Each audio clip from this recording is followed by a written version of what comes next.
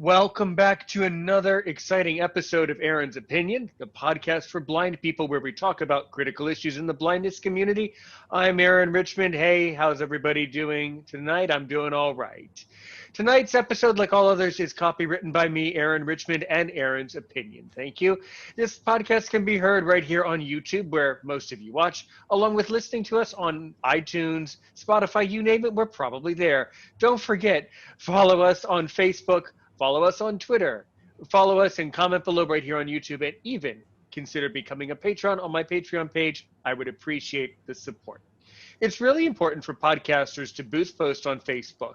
And as a matter of fact, this podcaster right here on the other side of the microphone, WNY Johnny, he did just that. He boosted his post on Facebook, and I asked him if he could join us, and he certainly would like to join us this evening, so we're glad to have him. WNY Johnny, you are on Aaron's Opinion. Go for it from the top. Usually if my guest happens to be blind or if they happen to have a disability, I start by talking about that. But in this case, let's jump more to where you are today, and we'll open up cans of worms as we can along the road. So how did you get into podcasting? Let's start there. Go ahead. Oh, how I got into podcasting? First and foremost, thank you for having me here, Aaron. I'm excited to be here. My pleasure. Thanks for joining. Man, it's a nice wrap up to a long weekend. It's Sunday. It's a nice beginning to the work weekend, so I can go into the work weekend feeling very motivated after. I'm glad. Yeah. So this is good for me. This feels healthy. This feels healthy. Well, I really appreciate that, because one of the reasons why I started Aaron's Opinion was to help others and to just help one person feel better. So, guys, if I can help Johnny feel better, Johnny from WNY, Western New York. Oh, by the way, no affiliation with the news station. You just have to clarify. Yeah, no affiliation. If we can make all you Johnnies from New York or New Mexico feel good, well, then this is a success, right? All right. They are right. They could chill out. So I really got into podcasting. I knew podcasts were around. I could say I really got into it about 2018. About 2018, I was working security at a bank downtown here in Rochester. It was a local credit union, and I was working for a security company. So I'm working downtown.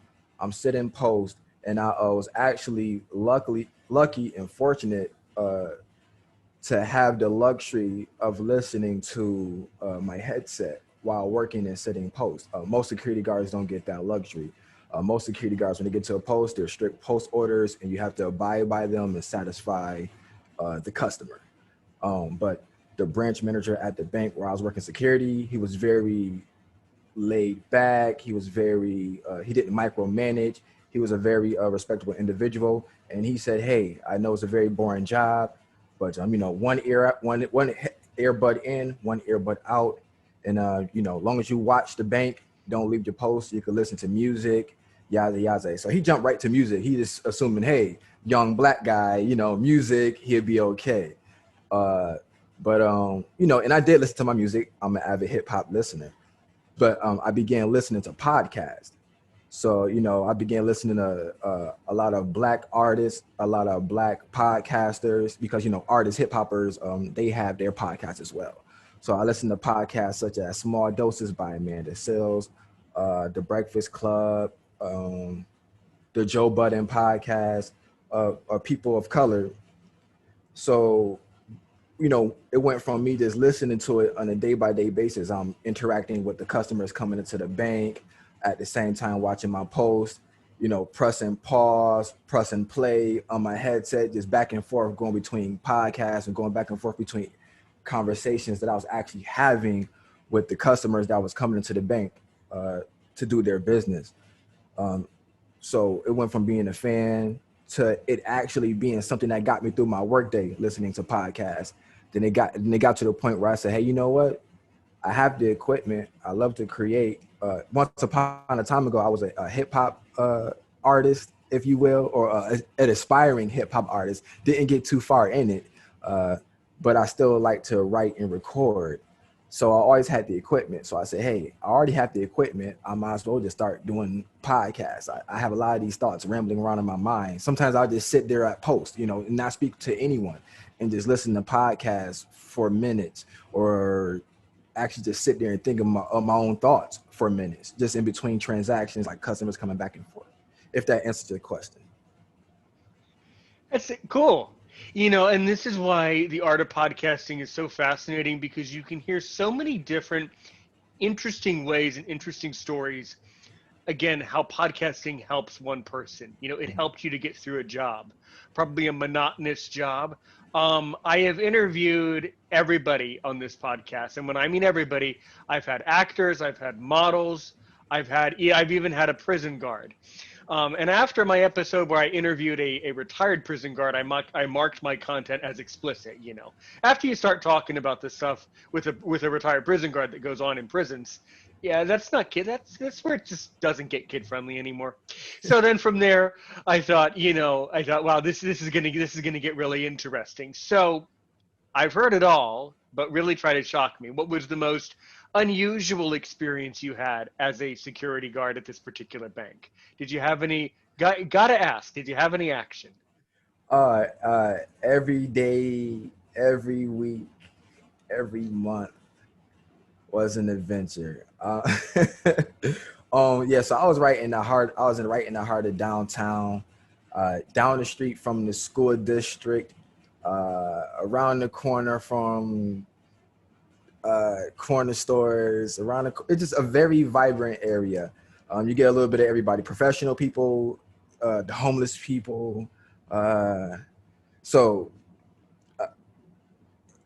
I had situations to where I had to deal with escalated and irate customers. You would say strange story. I had a strange story of a guy actually. Okay, now I've heard it. I've heard it all. So I trust me. I can handle it. We can handle this, guys. Okay, Right. so Right. Is there a rating on your show? I don't want to disrespect with any vulgar content. Is there a rating? Is I don't want to. no, but I'm not going to allow your freedom of speech to intimidate my rating. So go right ahead. All right, this dude took a shit in the back of the bank. Oh, we've heard it all. Are you kidding me? Are you kidding me? But I understood his frustration. Wait a minute. Okay. Now I'm scared. Okay.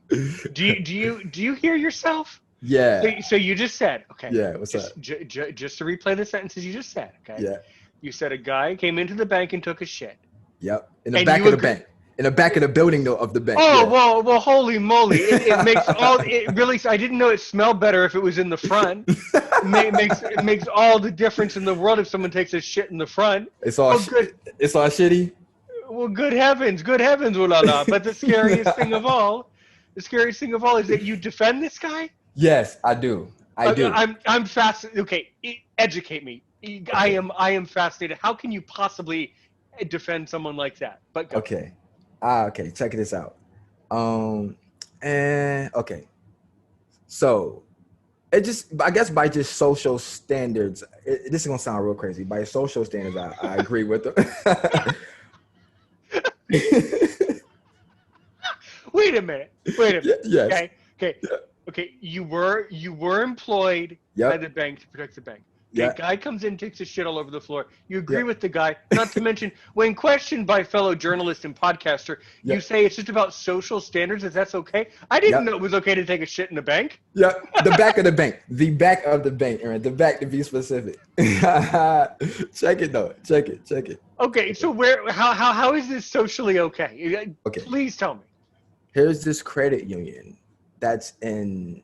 And I love this bank. This bank has rewarded me. This bank has said great things about me. This bank has praised my name to the point where it landed me a promotion to become supervisor of the security company that I was employed for. So I don't, in no shape or form, am I saying anything bad about this bank. This credit union, because there's a difference. Some people just, some people say it's a credit union. Some people say there's a bank. So right in the heart of downtown Rochester, most of the patrons that came through that bank were African American. Second to that demographic, Hispanic, and then few far between the white folks. And then, so inside this bank, there's no public restroom.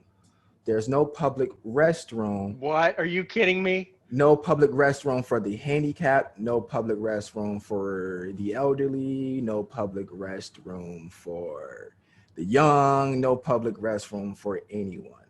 For anyone. So, and then there's been periods where transactions have been slow, business has been slow, lines has been backed up, and people become impatient. So as a security guard, there's many times I heard complaints of people saying, hey, you guys don't have a bathroom? Where's the bathroom? There's been many times people having a hard time getting inside the bank with wheelchairs and crutches. They'll get inside the bank, wait to be seen, and then I'll be outside maybe at post. They'll work their way to come back outside to ask me, hey, sir, everyone else is busy. I'm looking for a bathroom. Is there a bathroom? So this Yeah. So I'm getting the complaints, but there's no public bathroom. So, you come to this bank, you get this bank your money, you do business with this bank, you trust them with your money, but they don't have a public bathroom for you. So this patron, time and time again, and this was a complaint that went on, like it was a normal thing. It was a normal thing. Like it was, if you're an undertaker at a graveyard, you're going to go home with dirty shoes. So me going to this bank as a security guard, I was going to hear the complaint about the bathroom. It was a norm. But only thing I could do was direct people to maybe like the nearest gas station or, the nearest public spot I could possibly think of. So this guy, longtime customer, I suppose. I come out on the break. I'm doing my rounds around the bank. I see him come down from the back, and I hit my head now like, hey, what's up, bro? How you doing? He said, hey, I always acknowledge everyone. I always try to speak to everyone, right? So he goes, he gave me a stern, he looked uneasy in the face. He looks uneasy.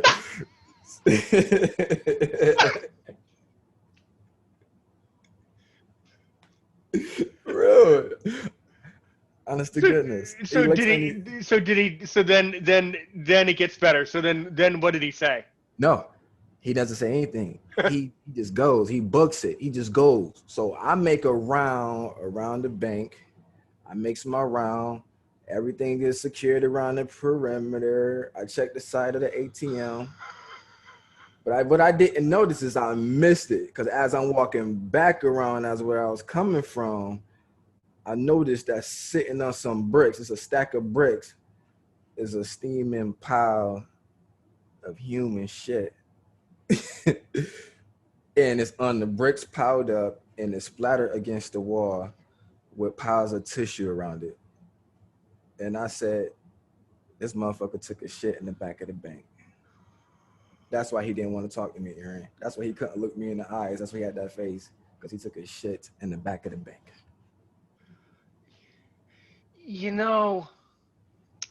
I would never do that. But if I did, I wouldn't want to talk to the security guard either. Okay, guys, we've heard everything. Okay, now we've covered it all in this podcast. I've heard some scary stories. Mm-hmm. That's a creepy one. That's very concerning and very interesting.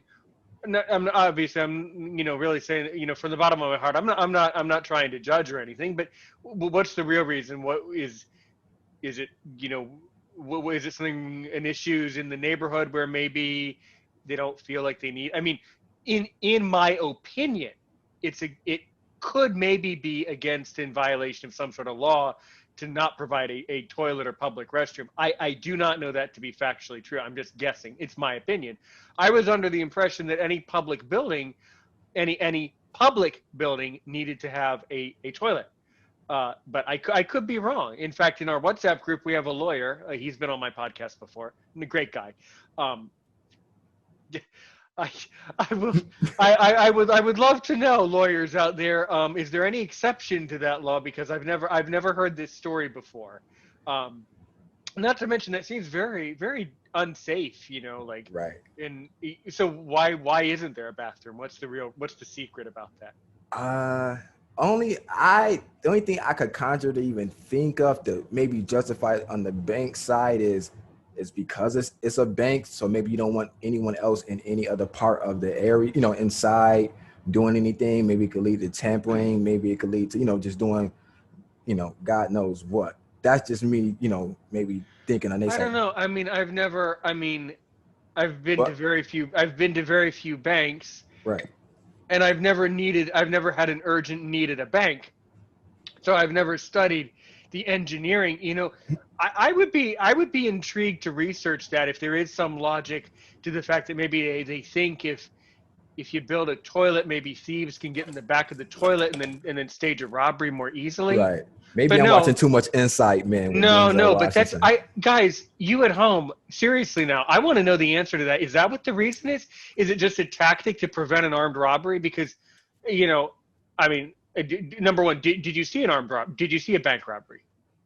No, never seen a bank robbery. But Oh, let me, thank God. Thank God. Yes, yes. Go ahead. Uh huh. but however though, that exact building that the credit union was, that small building that the credit union was operating out of, time and time again over years, it was different businesses. It was different banks, it was different office spaces.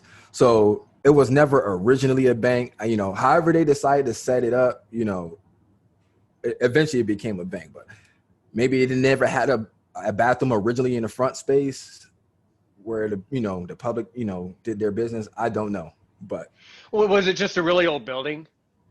well, it wasn't really old. They took care. It was up to maintenance, at least I could say, for the most part. Well, actually, using the word maintenance in today's standards with ADA and things like that, that probably, again, I'm just giving my opinion. That probably would not be that probably wouldn't be in maintenance, but I don't know. Then again, I don't give out I never give out my location, but I'm somewhere in the States, or North America, and I don't know. I've never heard of that before. So that might be, that's a weird thing. Yeah. Well now, okay. So when you podcast, let's get to something a little bit less unsettling than that. When you podcast, what is your content? Who's your audience? How have you found the podcast journey from the podcasting side? Right. It's still fairly new. Like I try to think of hitting maybe possibly 3 bullets. Hip hop, my interest, hip hop, anime, and throwing a little bit of politics or something in the local news, something that may pertain to my interest, something that connects with the real world. So I try to include my hobbies and then just a connection still with the real world in some way or fashion. But I'm still fairly new to it. To be honest, I actually catch myself in the balance of feeling like a podcaster slash a blogger. If Yeah. if there's a difference, I catch myself even getting on the, like, right now with my Facebook page, WNY Johnny, and then you can go to WNYJohnnyPodcast.com. But what I call right now my collection, the raw tapes, it's a raw collection of me kind of just perfecting my craft as a podcaster. Even practice, if you will. It's kind of like the blueprint. It's kind of like, if you were a hip hop fan, it's kind of like the mixtape before the album. So that's why I'm kind of using that to, if you will, grow my dedicated base. I love the way you approach it, and you're so right, because it's all the same: podcasting, journalism, vlogging, blogging. It's all the same because basically we're producing content to be consumed, in different ways by different people. Mm-hmm. I found on my YouTube side here, most of my audience and most of the people you're talking to are outside of the United States. So, it just depends. Whereas on the audio side of the podcast, most of those people are based right here in the States and in North America. So I don't know what causes that, but certain people are attracted to certain things about Mm-hmm. certain content, Mm-hmm. Well, let's dig in here with the hip hop. Um, can you sing for me an original that you have? Can I sing for me an original? Yeah, sing for us an original piece of music that you wrote.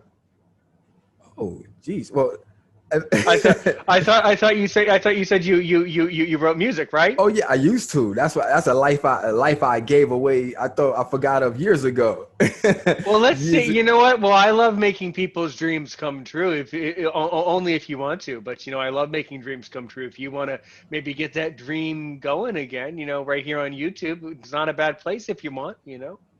Oh man. Okay. Uh, geesh. Let me think of a little something as I speak into the mic. Because now that I'm podcasting with Aaron, he has me thinking right. I got a pen in my hand and I'm looking at this notebook. The future's ahead and I'm going to take a double look. I never look back, only when I have to remaster a track. WNY Johnny never lacks. The wall right there is a stranger to my back. Because I'm focused. I have knowledge on my mind. Every now and then, I might get lost in time. But I promise you, the sun gonna shine. These rhymes that I'm spitting right now is a freestyle. It's nothing really special, so don't get too wild. It's Aaron and Johnny right here in the States. Two podcasters right before you, destined to be great. You digging that? That was adorable. That's off the dome. Man, that was see, absolutely perfect. I love that. See, that was so touching. So touching. Western New York. But don't be confused. You are not affiliated with any news networks now. You aren't that important. So I'm greater, Aaron. I'm greater. I'm independent. That's why I'm greater. I see. The independent creators, we are greater. Oh man, you're gonna love my WhatsApp group. We have people from all over the world, all the continents. You're gonna get to talk to a huge group of people. You're gonna love that. That's well, cool. So a lot of people are really into the anime. What really pulls you in about anime? What do you think? I'm born 1989. So, most of my years as a kid, I was in the 90s, the 90s, the early 2000s. So, when Pokemon really came in and took over that huge rush, that's where I was in. Pokemon, Digimon, Yu-Gi-Oh, Pokemon cards, Digimon cards, Yu-Gi-Oh cards, Dragon Ball Z and television. So that 1997, 98, 99, 2000 Cartoon Network era, Toonami little spot. That's me, I'm that group of kids. So Dragon Ball Z, just one of my favorite animes of all time. It's a cliche. People will say that's their favorites, but that's my go-to. If I gotta express my favorite, Dragon Ball Z. You're familiar with Dragon Ball Z?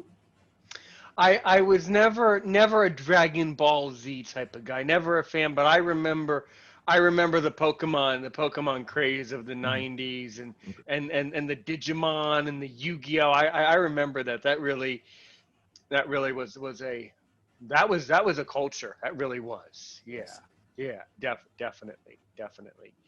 And then, all right, I've had a lot of serious, lot of really thought-provoking philosophical discussions about society and about politics and about the world. Anything you want to dig into with me about philosophy, politics, your feelings about what's going on in our society? Because this is the podcast where you can talk about it. What do you think?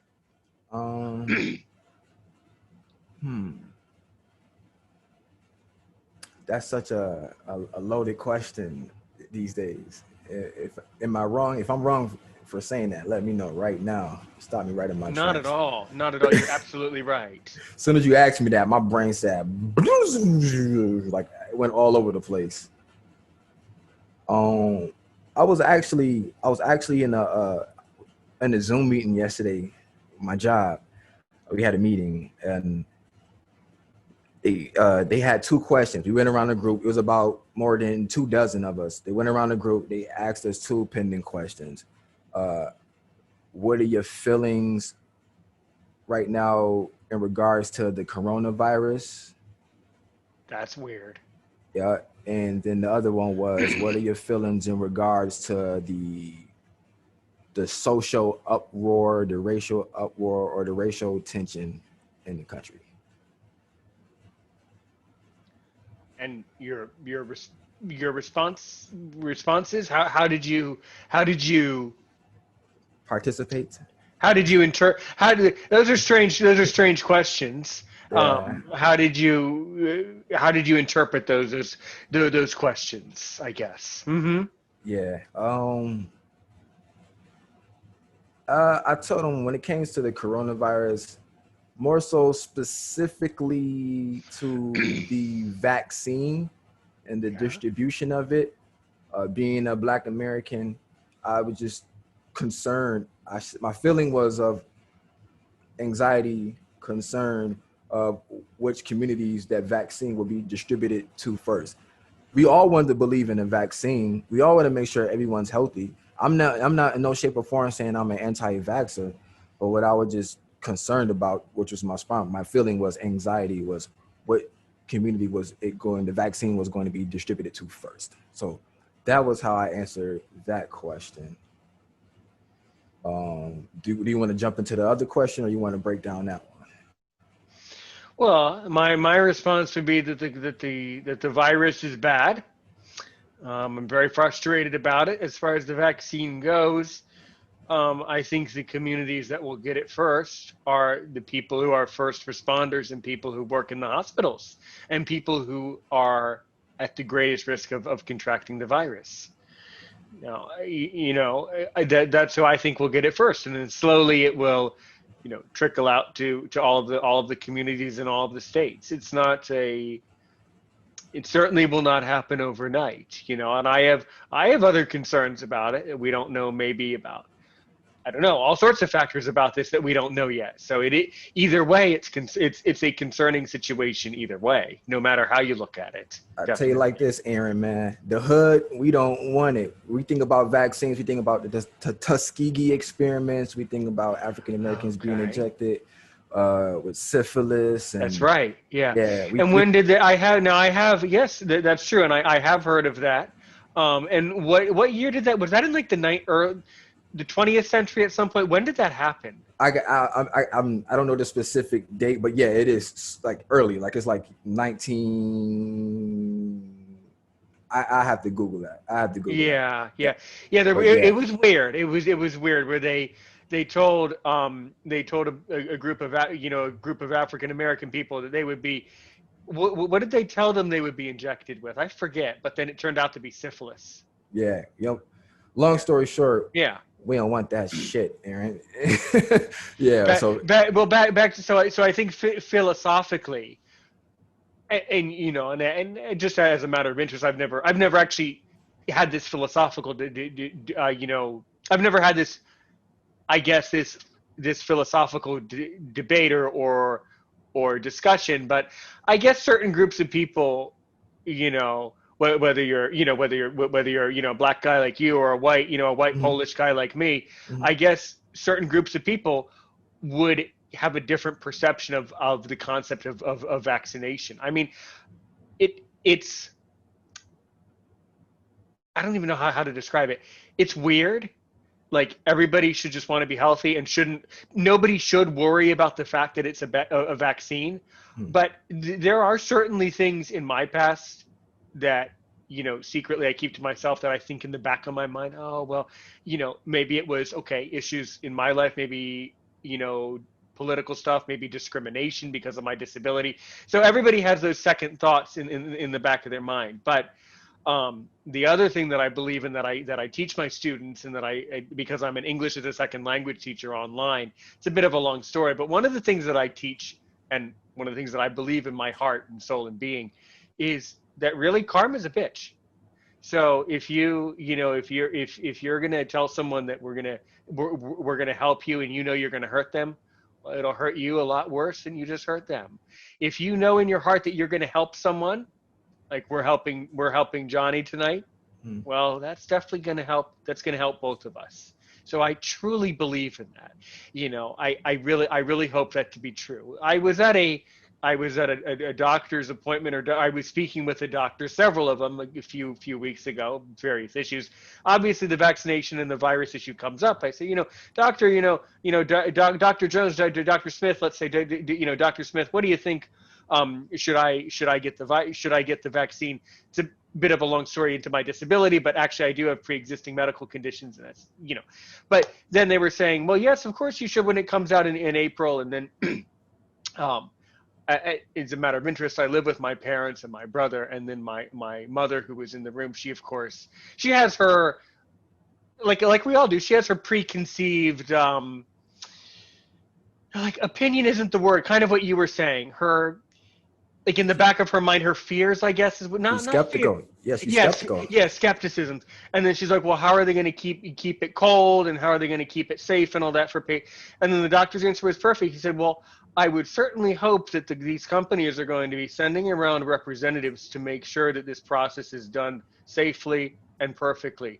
Because boy, oh boy, in my mind, I'm thinking now, boy, would it suck, would the karma really suck if I was the CEO of the company who didn't do that right, and then something did happen. No, I mean, you're right. You're right to be skeptical, and everyone should be skeptical. But I've spoken to a lot of doctors in general about it, and they seem to all think that, this isn't a perfect thing, but probably in this case, this is the type of vaccine that we need to be accepting of. But do you guys do your research? Please do all of your research, you at home. Please do all of your research and decide if it's good for you. I don't know. But I'm just saying. I do understand, but that is an important thing to talk about. How it affects socially, the social implications of medicine, and there's Yeah. But yeah. And what other political stuff do you like to get into with on your podcast? I like to think about life like chess pieces. Mm-hmm. I like to think, I try to make an attempt to think of things from other people's perspectives and about the way they may perceive me and or interact and come at me. I try to think of things from not only a man's perspective, but I'm like, okay, I'm a black man. And then I try to think of things from possibly a white man's perspective. And I try to think of things from like a woman's perspective. And then I try to think of maybe if I'm violating a woman's space. So little things like that I like to think about, and I might have an example, or I might just have a story about the day, and I'll just break it down from little sectors like that. Like, if that makes sense. Sure. So what's a little sector that you've included on one of your episodes? Like a little story. Like, I like to think of things like from different people's perspective. Like, again, if I go back to my experience as a security guard at the bank, right? Right. Down the street was the school district. And if you haven't noticed, women has taken over the workforce, right?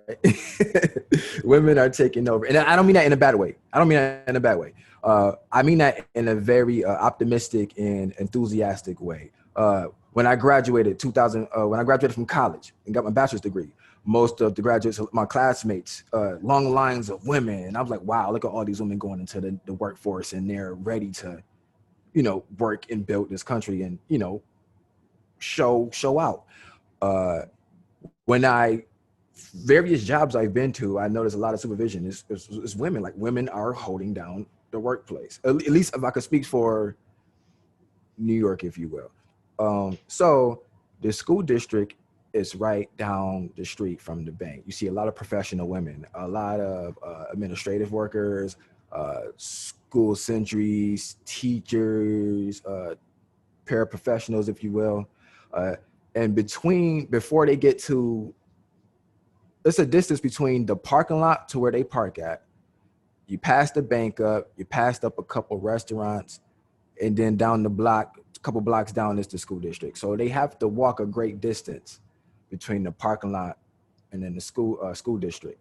So like I said, it's downtown. So, we have a little bit of everybody down. It's very diverse. You got your high class people, you got your lower class people, you got your employed people, you got your unemployed people.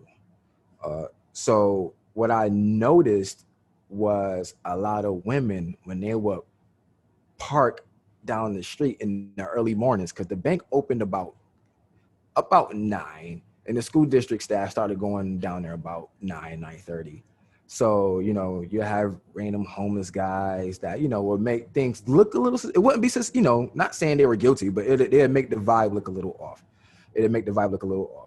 So what I noticed is the women, they will walk from the parking lot to the bank down the street. They'll have their cell phones on. They will be speaking into their cell phones. They had their cell phones, purse clutch really close, to keep them busy. Rather they be on the phone with somebody. I feel like this is the defense mechanism. This is a way for them to block off, to prevent, to steer away, catcalling from certain guys. But I noticed that their phone, a lot of women had that same pattern repeated over you. Like, I'm on my phone, leave me alone. And they go straight from the parking lot straight to the school district, to be safe. And the reason why, you would draw that, you'd be like, why would you make that assumption? Because I actually had a incident where a young woman was very afraid. She could have possibly jumped the gun, but she was so afraid and anxious that she actually ran to my post, knowing that I was inside the vestibule, saying that she felt like a man was following her. So there was like a high sense of anxiety on these women that, you could just sense on them, if that makes sense. Sure. That was a long story. And that's interesting because I live in a rural community, a rural place in the countryside somewhere, and in my town, we have other issues, other ways of acting, but these days people just stay inside a lot more, so we aren't really seeing, from the public perspective like you, how things are really going, in these cities, and that doesn't surprise me. Yeah. Mm-hmm. And well, okay.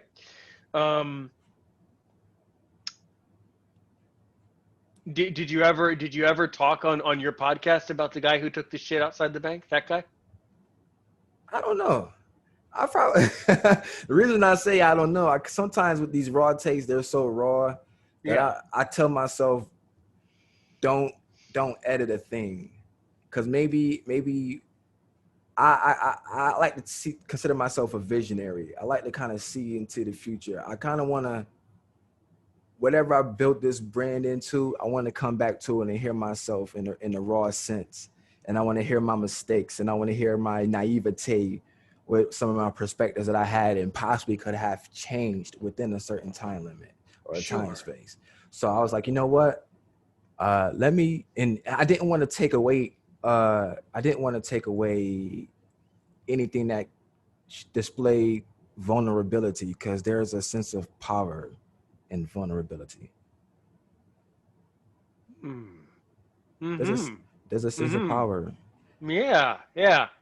And that's why this podcast is not edited either, because I want it to be a real conversation that I had with you or have with guests, where we're just really relaxed and we just have a really informed discussion that I think my audience, and I hope yours, would eventually would push play on and respond well to. And that's what I think builds the foundation of a strong podcaster like you or anyone else.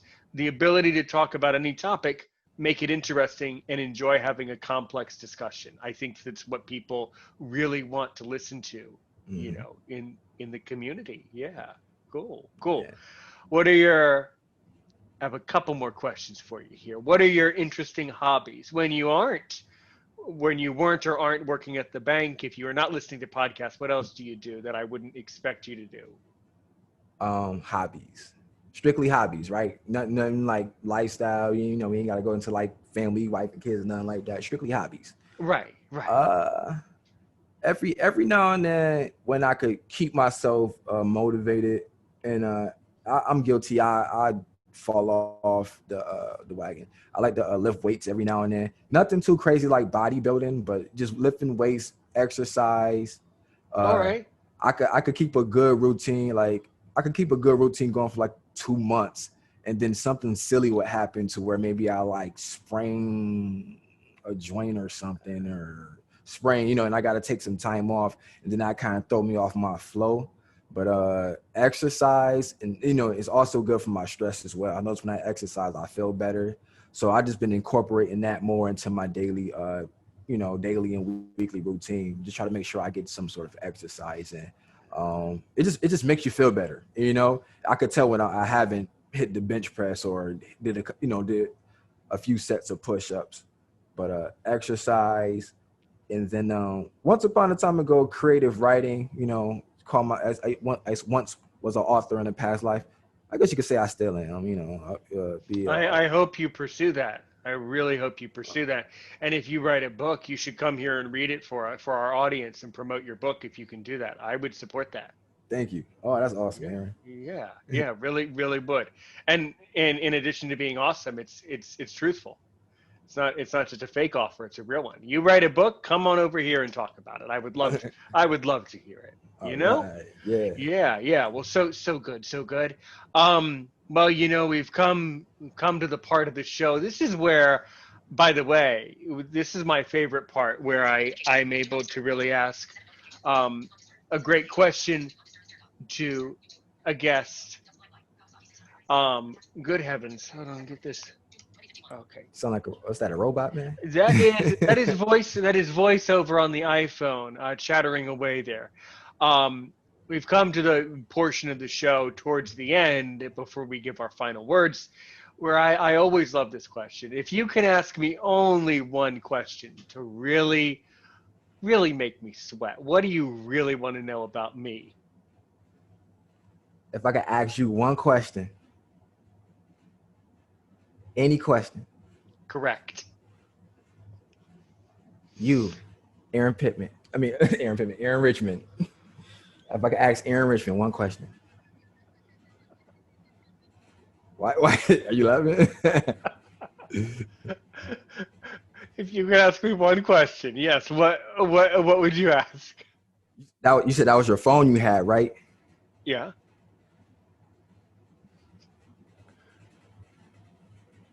How many hoes do you have in your phone? 0. That's an interesting question. I'm sorry, man.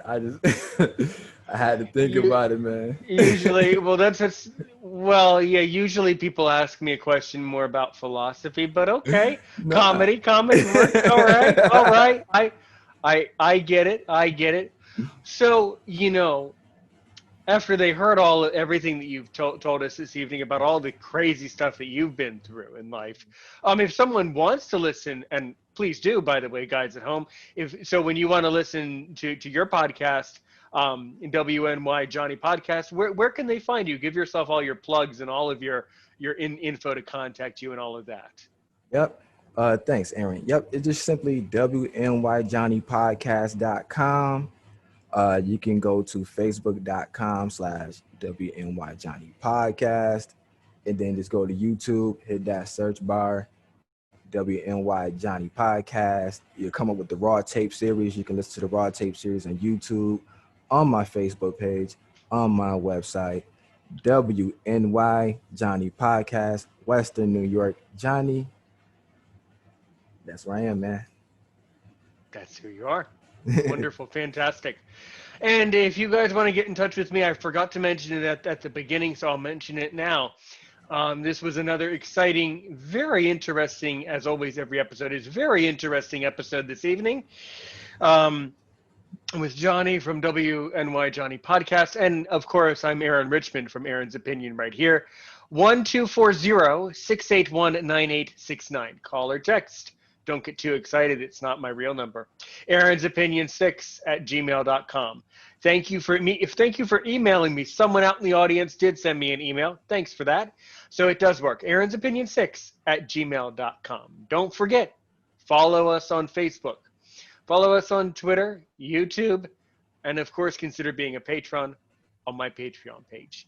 Johnny, I wish you the very best of luck in every one of your episodes on your podcast. I guarantee you're going to love my WhatsApp group. All right.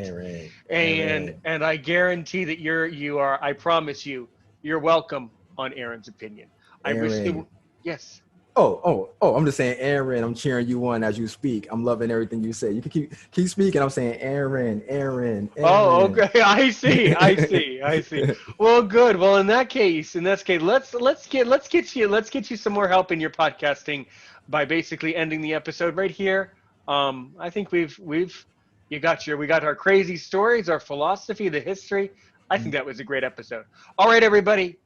Stay safe out there from all over the world. As I like to say, I wish you all very good health. Thank you. Yeah, very good health to you all.